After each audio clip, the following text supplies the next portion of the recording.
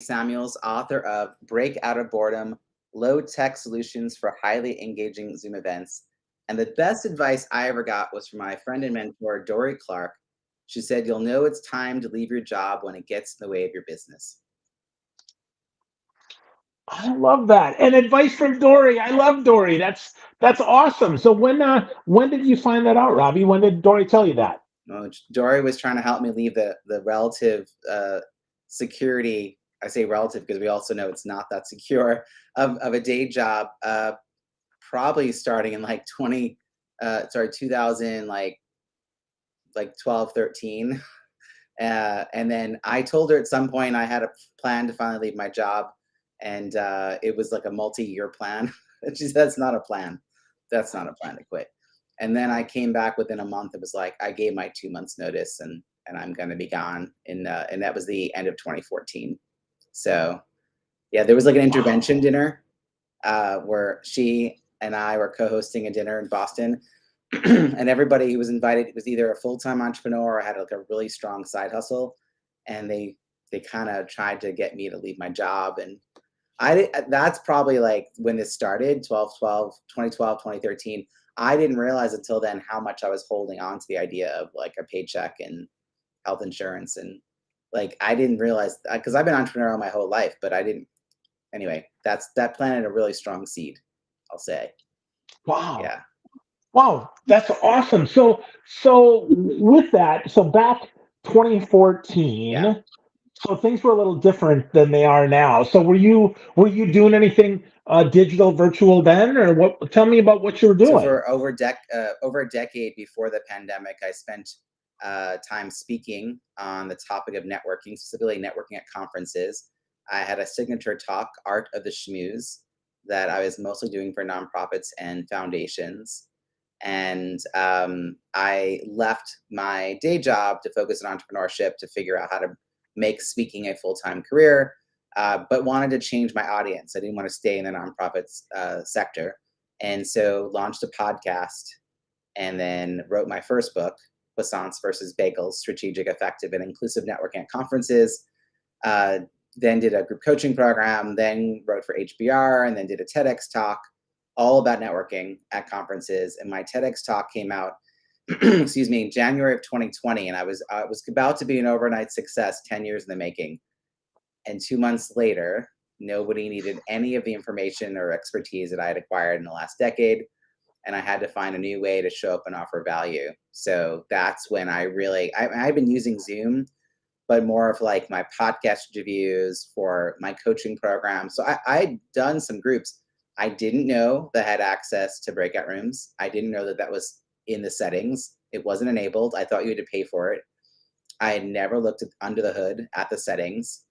And then March 12th, I wrote a blog post slash article slash email, whatever you'd call it, 9 ways to network in a pandemic. And number 3 was to host a virtual happy hour. So that night I said, okay, I'm gonna do one of these. I'll do this virtual happy hour. I asked some people, actually in Dora's community. They said, yes, we'll be there. Excuse me. And so that's how I hosted my first virtual happy hour, March 13th, 2020. Wow, that's so interesting, right? Sometimes necessity is indeed the mother or father of invention. That's This is where it all interesting. started. I mean, by 8 months later, I had a thriving 6-figure business based on all new revenue streams. Wow, wow, 2020 was a that's very busy year.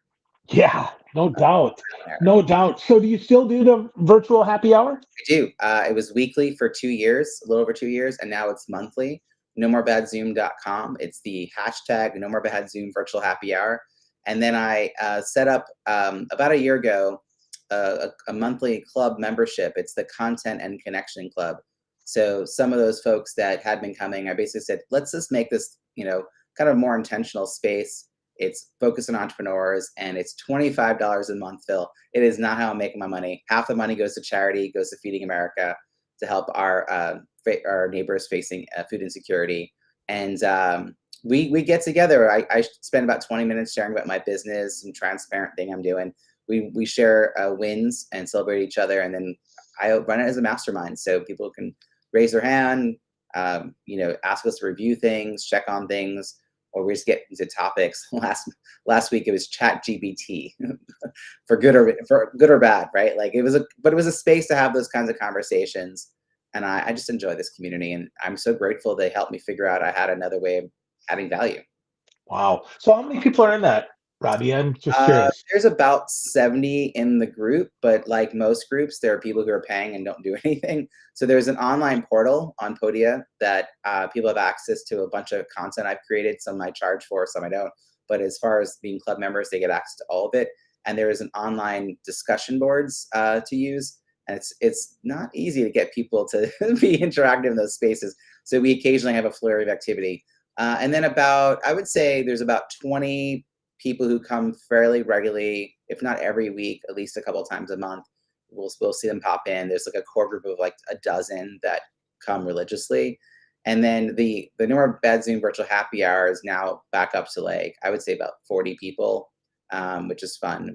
We were at the height in 2020, we had like 60 people coming every week. We celebrated Christmas together and New Year's together in 2020. It was nothing else to do. Like this is our Yeah. community. Wow. Wow. That's amazing. Well, with that, I really enjoyed your new book. I wrote a review on Amazon about how, I've been using Zoom since the beginning. Yeah, absolutely. Right. Break Out of Boredom. Great book. And I was like, okay, all right, Robbie, I'm gonna know this stuff. And I have to tell you, you shared some stuff with me. I was like, that's super interesting. I mean, your interrupt prompt there, your thank you next is super good. I really like that. And I really like, I never thought about how to, I guess, get people to interact intentionally so that they're not surprised, right? Because I almost want to make people pay attention, but I recognize that's probably pretty rude. So talk to me about why that's important, why we don't want to surprise people. And then if you would share the tip that you shared in the book. So I want to say that the book, while it's focused on Zoom, the purpose first design concepts and the facilitation strategies and techniques are applicable to any virtual platform. And a lot of it also, there's a very strong Venn diagram in my mind to in person.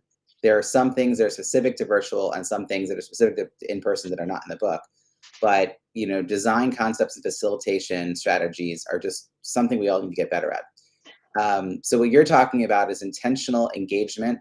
And, if one of the things you want people to do is to take information and apply it when they get back to their office or back to their home, well, we have to make it sticky and we have to get them to be thinking about it and personalizing it and be embodying it. So it's a question of, is this about inspiration or is this moving them from inspiration to action? And that's where you really, as people are coming in, they're thinking, feeling, and are doing one thing. And as they leave, they're thinking, feeling, and are doing another thing. And that in between is that transformation. So knowing what that piece is and what those objectives are, if engagement is key, which is true 99% of the time, then not surprising people. Because I think what happens is in person, it's really clear who goes next. And we know, for instance, to cue people up, when people raise their hand, we go, okay, you, right? For some reason online, no one thinks to do that. And so either you have people saying things like, all right, Phil, that was really great. Does anyone have any thoughts? Go ahead and unmute. We would never say that in person. In person, you would never say, Phil, that was really great. Does anyone have any questions? Go ahead and start talking. Like you would use the next sentences to explain, line up at a microphone, hand in the index card with your question on it, raise your hand, whatever the responsibility, the process is. So I think getting really clear with a structure, how we're handling Q&A, and then the piece you're talking about is on deck. So if you are having multiple people speak, it's sort of like, okay, in a moment, I'm going to ask you each to introduce yourselves. Mary, you're going to go first. Here's what I'd like you to do. Now Mary's like, oh, I better pay attention.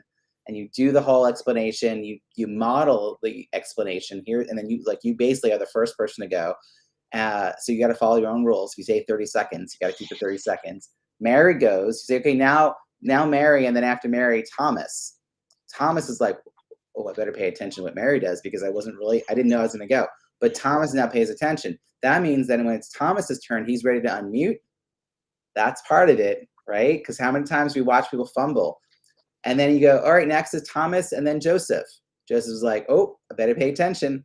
And then if somebody doesn't follow the rules, the whole 30-second thing, you got to like intervene the first time and just remind everybody, here's the plan, to like reset expectations.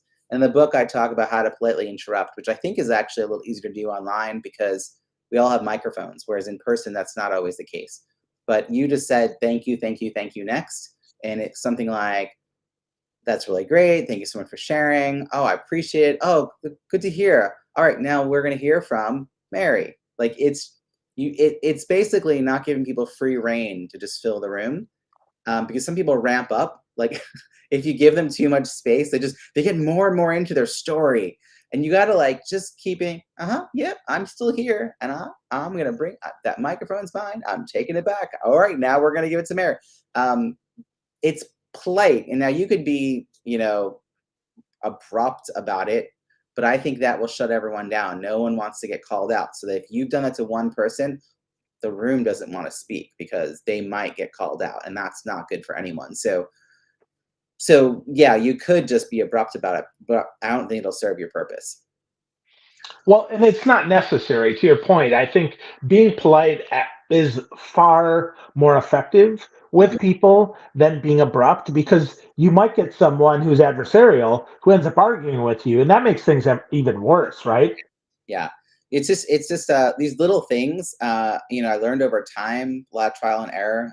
I what I do for a living is I produce virtual events. So I do everything from a 1 hour speaker strategy session, which I could work with anybody for that, right? Anyone books an hour of my time, and I'll help you think through your 60 to 90-minute program.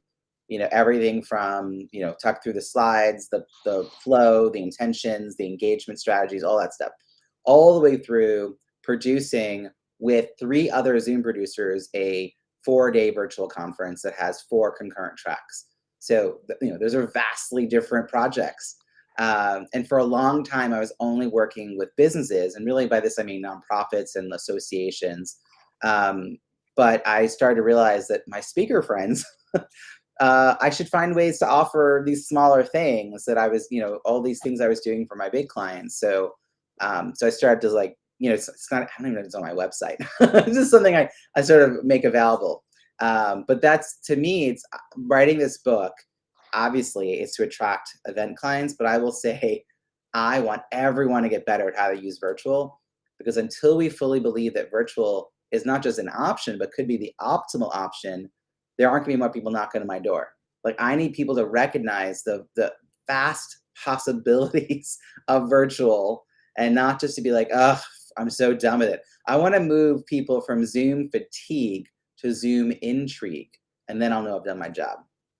Wow, wow, that's outstanding. So I have seen where virtual is absolutely more powerful.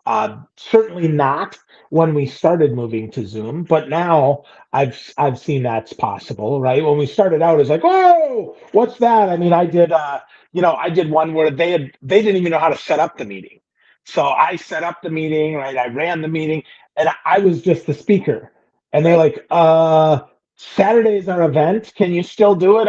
Do you know how to do it on Zoom? I'm like, yeah, this is fine, right? But to now, it is absolutely a replacement. Now, with that, let's talk about hybrid because I think you have a very interesting take on the hybrid meeting where you have an in-person full-on event and an online full-on event, which really is almost 2 events, right, Robbie?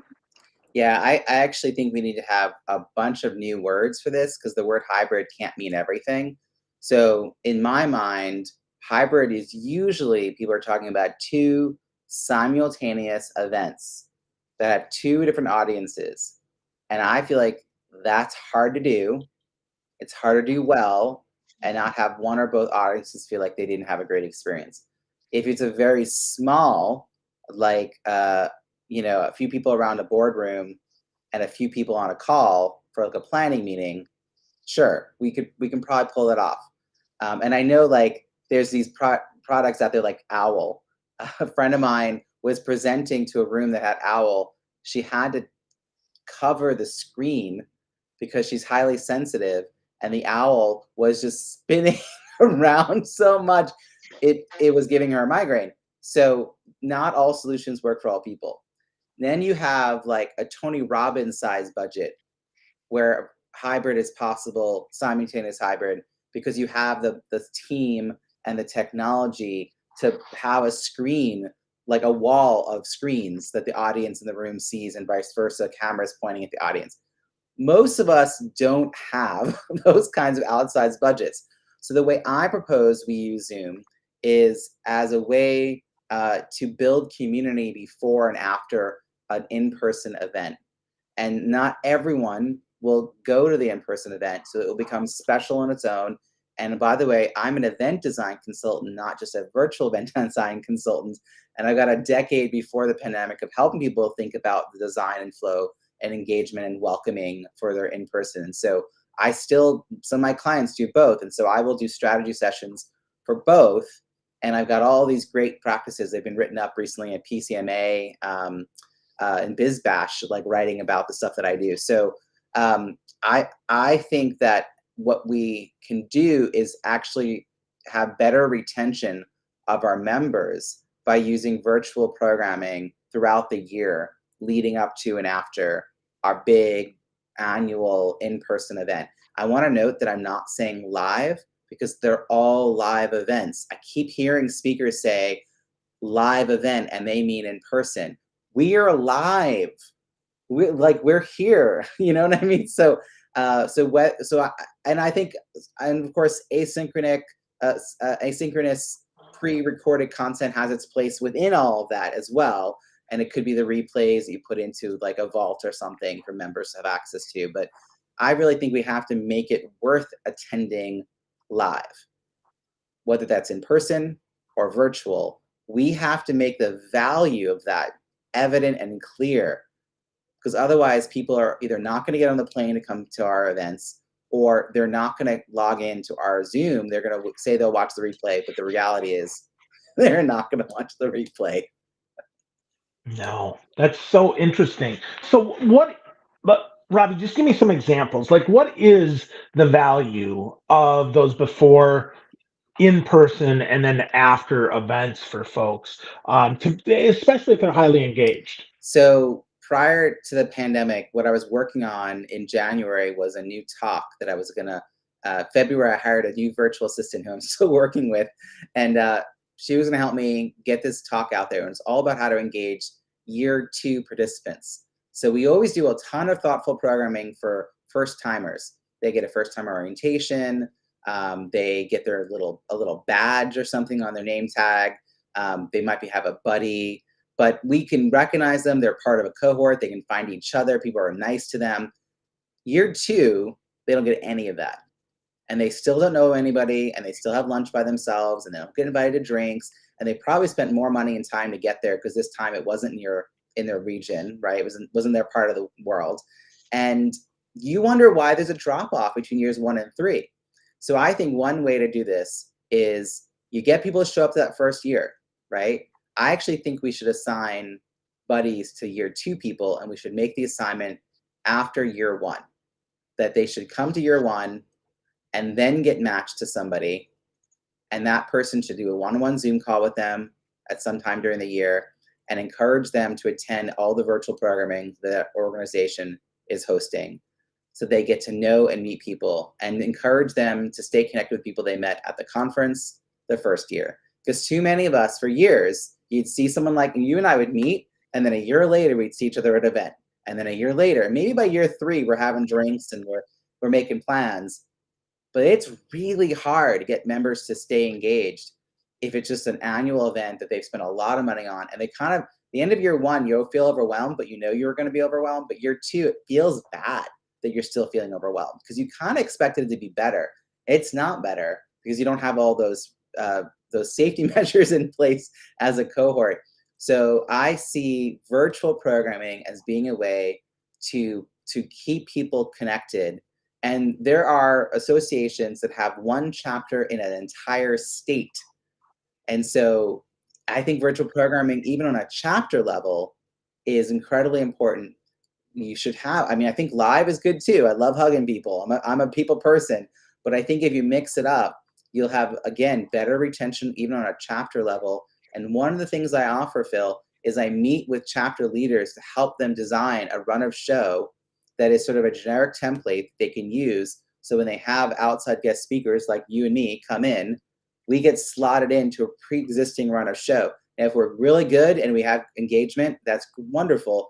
But if we're not, that's already built in. There's already a plan for how to spotlight, breakout rooms, all that good stuff. They know how to do it, and they can pass it from year to year, from one volunteer board to the next. Because I think that it's those local levels that can do so much to do engagement for a national organization.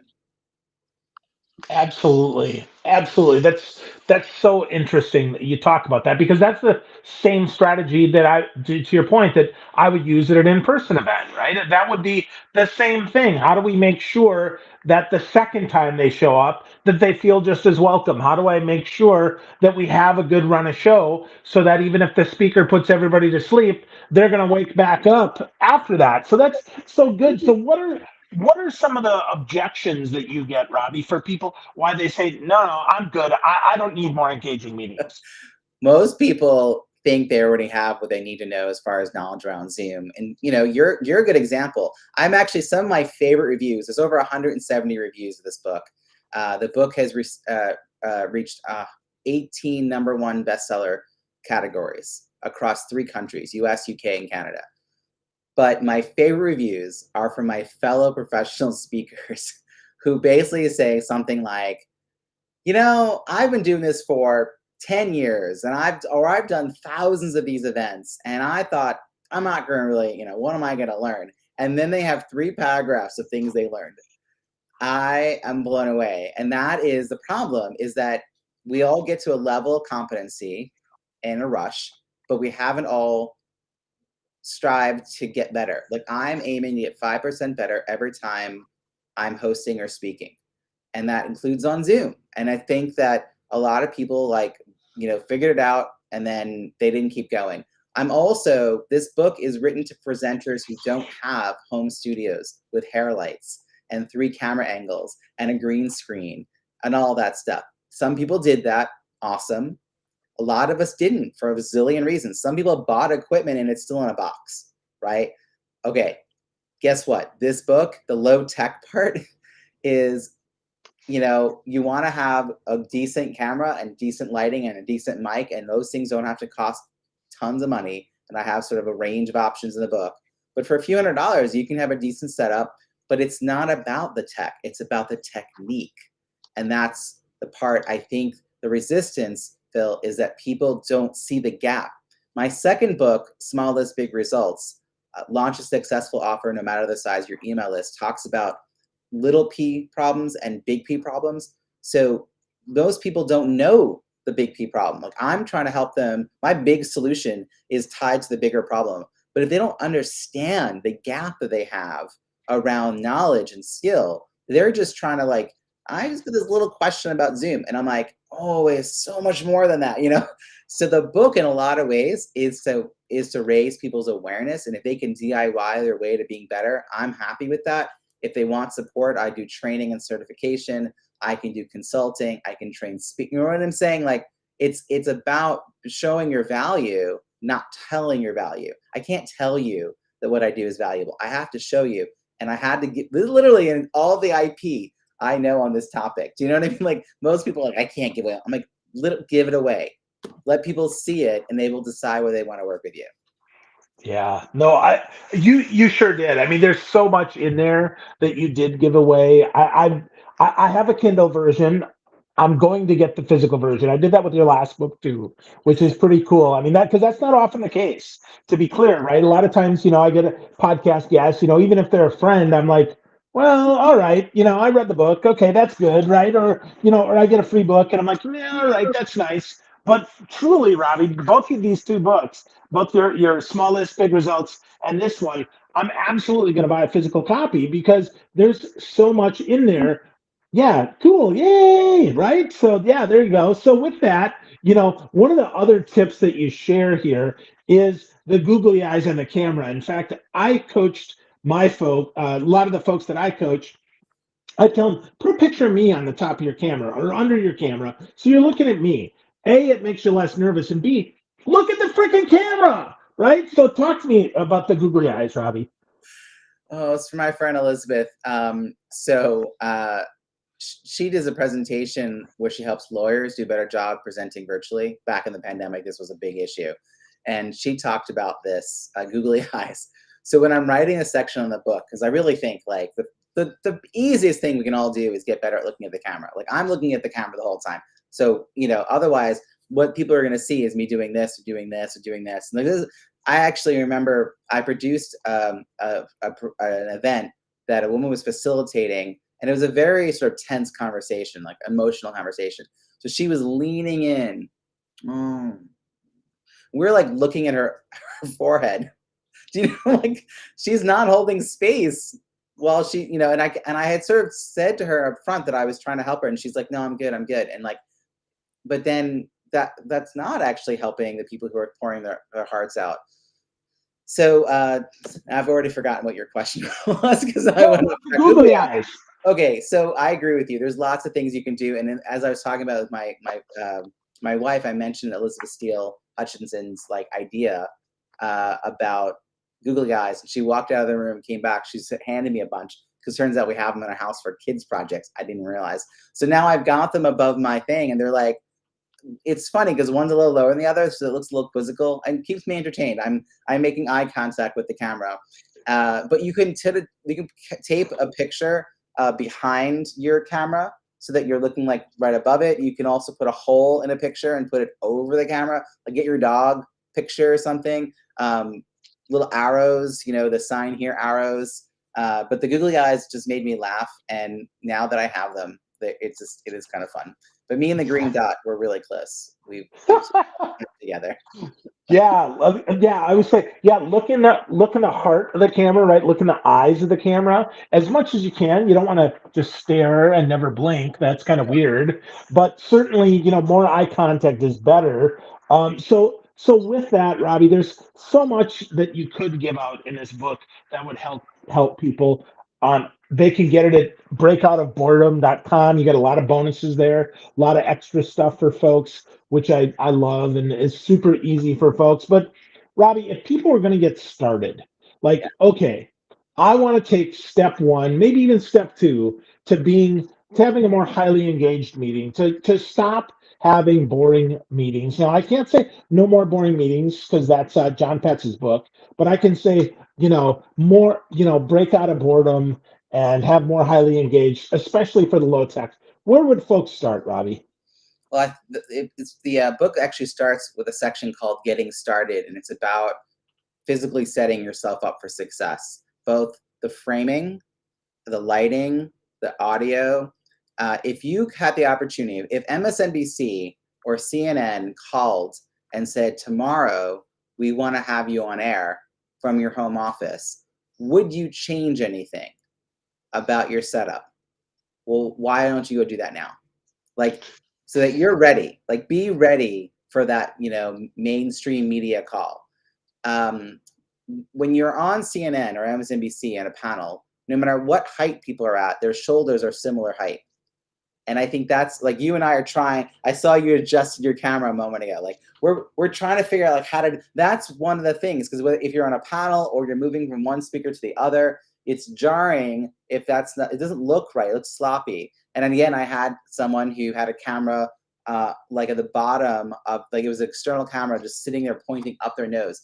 No one looks good from that angle, friends. Okay. He was also eating and sucking on his fingers. This is bad 2020 etiquette. So I think that's a start is really understanding like the light source. It's always light, camera, you. Don't put the light. I have a whole window here. I've got mostly closed. If I turn off my camera, my light. I mean, you're gonna see like you can see. So this fills it in so that you don't even see the window stuff. So that's the biggest part. And then the other part I would say is that purpose first design piece we talked about in the beginning. What are they coming, thinking, feeling, doing, and where do you want them to be at the end? Really taking time to think about that. That will help you decide, what to do within the program, within the time you have that will help you achieve those objectives. Like getting clear on that. I don't think I was ever clear on that. Like when I did in person, I never sat down to do that. Like I had a thing. I had a talk. I knew what I want to do. You know what I mean? Like again, you get to this pattern. You're like, oh, what's the audience? Tell me 2 things about the audience I wouldn't know. Great, I'm good to go. I'm ready to get. Like it wasn't like, you know what I mean? Like there was this latitude, because you could change on the fly. You could read the body language, all this stuff. But I'm like, even then, I probably should have done more due diligence. So I'm actually noticing that now when I'm planning in person, whether it's my own programming or with my clients, I'm like, oh, we have to do the same thing. We've got to plan thoughtfully all of these pieces. And I think sometimes when you know a lot about your topic, maybe you stop doing that as much. So I think that's another thing that people can really get from the book and just from thinking about improving their Zoom. I love that, Robbie. So that's all about deliberate preparation Yeah. for every event, and then lights, camera, you. I think that's a great one for folks to remember if they're setting things up. Light, camera, you. That's really, really good. Robbie, so the book is Break Out of Boredom, Highly Engaged Zoom for Low Tech People. Though it's not just Zoom, let's be really clear. It can be any platform at all. Folks, you can go to breakoutofboredom.com, get to know Robbie Samuels. He is fantastic. So much goodness. Like I said, I have Kindle copies of both of his last books, and I'll be getting a physical copy very soon. So, congratulations, my Real, friend. it exists. It's a proof that I wrote a book. Yeah, there you go. Good stuff. Yeah. So, friends, go to breakoutofboredom.com, get to know Robbie Awesome. more, and have better Zoom meetings. And And I then can't wait to read your reviews. Thanks.